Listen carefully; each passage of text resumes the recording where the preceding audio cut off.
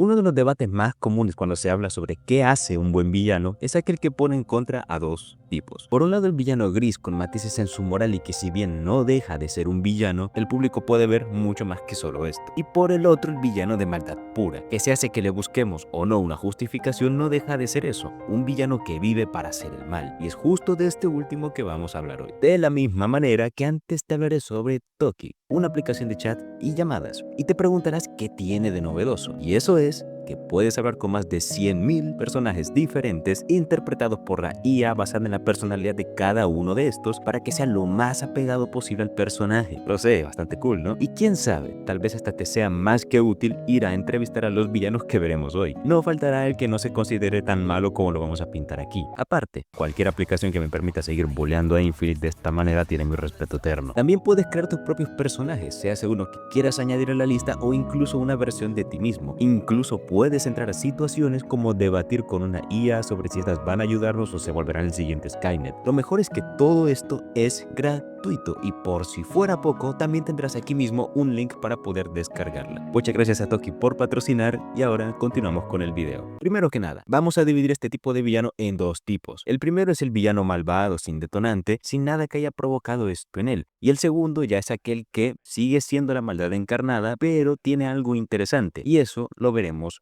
más tarde.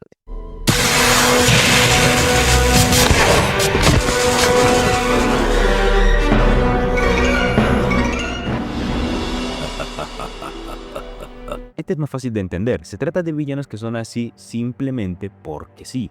Y sé lo que me dirás, qué aburrido o qué porquería, pero no exactamente, ya que hay ejemplos como Freezer de la saga de Namek, no de la otra, el cual era tal cual un tipo malvado solo porque le gustaba hacerlo, sin pasado trágico ni ideología profunda. Podría decirse que es el tipo de villano más clásico que puede haber, pero ¿qué es lo que lo hace funcionar? Bueno, lo primero es que son villanos más fáciles de manejar para el autor y a su misma vez más fáciles de entender para el público. Pero ojo, no te equivoques, que sea menos desafiante no significa que sea fácil o que siempre vaya a salir bien. En Z, Freezer funcionó porque Toriyama lo encajó a la perfección en su saga, dándole en compensación a su falta de moral tan simple, una personalidad interesante, una presencia tenebrosa y sobre todo un accionar poco frecuente, pero muy lleno de peso, ya que si te fijas, Freezer no actuaba mucho por mano propia, antes prefería que Zarbon, Dodoria o las fuerzas especiales Ginyu se encargaran del problema, lo cual también ayudaba a crear expectativa. Pero volviendo al campo de la maldad, la otra clave de Freezer es que no se perdía el tiempo diciendo lo malo que era, es decir, sí había diálogo resaltando que enfrentarlo sería como tirarte de cara hacia el infierno, pero esto no valdría de mucho si no se complementara con acciones. Y bueno, digamos que Freezer tenía de sobra de eso.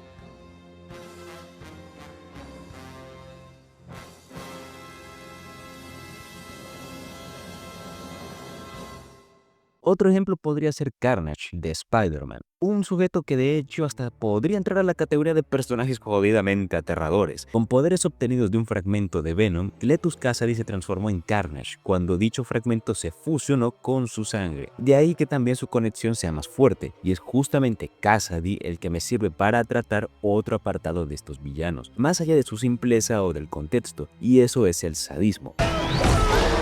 ¡Por favor! ¡Tengo familia!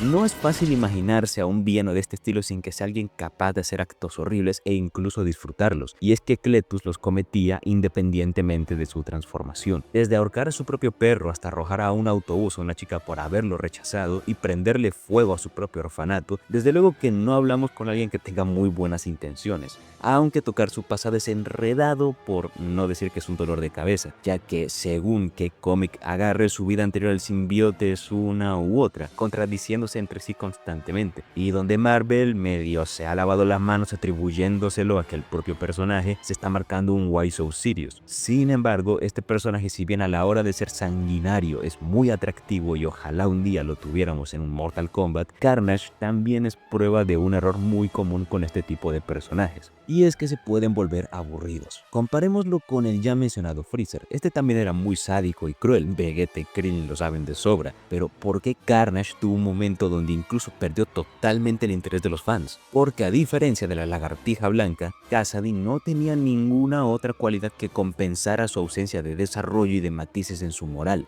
Solo era eso, un asesino loco con un simbiote. Y por eso mismo es que hasta la fecha, al menos de lo que he visto, el personaje sigue sin tener una historia propia que realmente merezca la pena. Y termina viviendo más de ser simplemente un villano de turno en las historias de Spider-Man o Venom. Por lo tanto, sí, ese sadismo es importante, porque refleja la malicia de gran manera. Pero ningún personaje que sea medianamente recurrente puede vivir de un solo truco. Ahora, yo sé que más de uno habrá notado una cierta contradicción en el nombre de este tipo de villano, es decir, ¿cómo que tener matices si es puramente malvado? Y ahí está el truco, en que no los llamaría exactamente matices, sino una manipulación bien ejecutada. Varios recordarán que en el video de villanos trágicos dije que manipular al público con el malo de la película no es a priori malo, ya que se puede jugar con esto, pero siempre y cuando tú mismo no pretendas quitarle porque sí la responsabilidad de sus actos, ya que irónicamente le estás quitando la posibilidad de ser realmente el villano. Y eso se verá aún mejor aquí, porque para tratar este segundo tipo hay que traer a otro peso pesado, Tío Brando.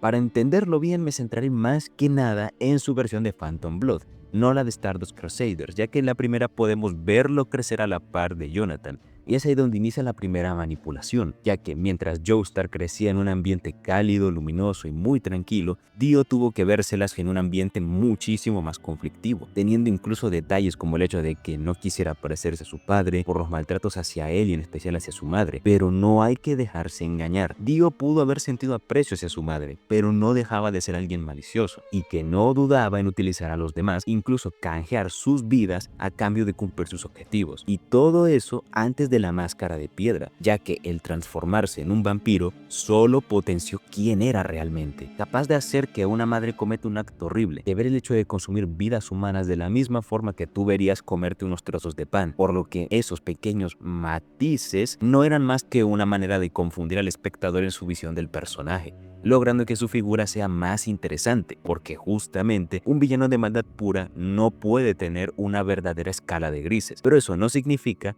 que no se pueda pretender que sí. Como conclusión, ¿qué podemos sacar de aquí? Lo primero es que este tipo de villanos mantienen una regla, y es que no pueden abandonar el tema del blanco y negro. El segundo es que estos villanos pueden llegar a fingir que tienen una escala de grises, con el fin de confundir al público, pero nada más. Lo tercero es que aunque sean moralmente simples, no significa que no puedan ser interesantes o incluso geniales, ya que un personaje no suele depender de un solo factor para funcionar, y cuando lo hace termina siendo aburrido. Y lo cuarto es que no se debe olvidar que esto no deja de ser la opinión de otro novato del montón, por lo que te invito a que pruebes cosas distintas de las que yo estoy diciendo aquí y tomes solo lo que te esté pareciendo útil, ya que después de todo, la magia del arte está en experimentar. Pero bueno, esto ha sido todo de mi parte por el día de hoy. Si el video les ha gustado, siempre pueden dejar un pulgar arriba. Si quieren ver más videos de este estilo, siempre pueden suscribirse. Y si ya lo han hecho, pueden usar una segunda o tercera cuenta. Déjame abajo en los comentarios qué opinas de esto. ¿Te gustaría que extendiéramos este tema analizando a futuro a uno de los villanos que mencionamos aquí? Si fuera ese el caso, ¿cuál te gustaría? Sea lo que sea, no dudes en dejarlo ahí abajo. Como siempre, los links tanto a mis redes como al Discord del canal y mi segundo canal estarán abajo en la descripción. Y sin nada más que decir, nos iremos viendo hasta la próxima.